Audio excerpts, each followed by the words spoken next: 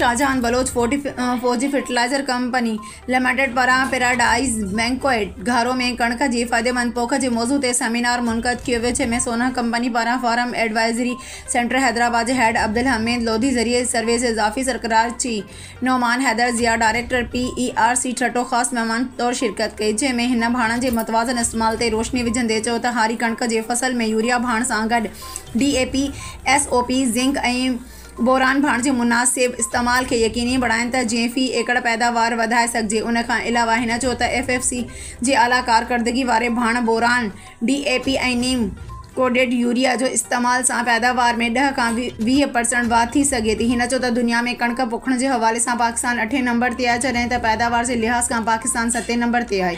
दुनिया में 3 अरब खां वधीक माण्हू कणक जो इस्तेमाल कनि था, पर कणक जी पैदावार जे लिहाज़ खां असां तमामु पोइ ते आहियूं। हिन चयो त असां ज़रिए माहिरनि ऐं तजुर्बेकार हारियुनि जे सलाह सां कणक जी फ़ी एकड़ पैदावार 60 मण ताईं वधाए सघूं था।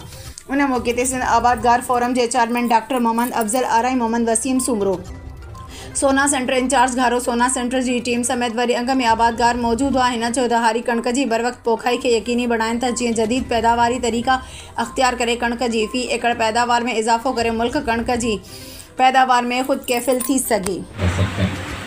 तो ये कुछ मुख्तसर सा जो है वो फौजी फर्टिलाइजर कंपनी का तारुफ था। ज़्यादा टाइम में आपका नहीं लूँगा कि ये एक इंट्रोडक्टरी जो है वो प्रेजेंटेशन थी, थोड़ा सा तारुफ था आज के प्रोग्राम के सिलसिले में और आज के कंपनी के सिलसिले में। मेरी कोशिश यही है कि मेरे बाद जो टेक्निकल सेशन है जिसमें आपको गंदम के गौर से सुनिएगा और कोशिश कीजिएगा कि आज उसमें से 2-3 चीज़ें ज़रूर सीख के जाएँ और उन 2-3 चीज़ों के ऊपर अमल ज़रूर करें। बहुत शुक्रिया।